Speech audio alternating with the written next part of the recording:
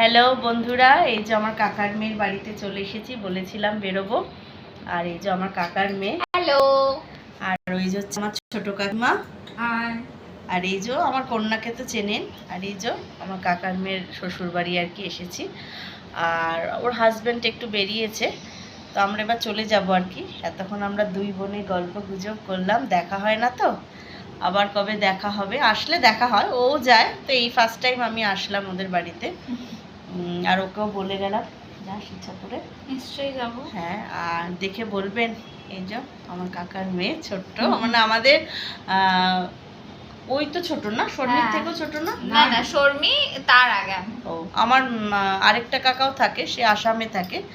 আর এটা হচ্ছে ছোট কাকা আমাদের বাড়িতে। আমরা বাবা আর ছোট কাকা, আমরা তো উপরতলায় থাকি আর নিচে ছোট কাকারা থাকে। আমার আগের ভিডিওতে তো দেখেছেন।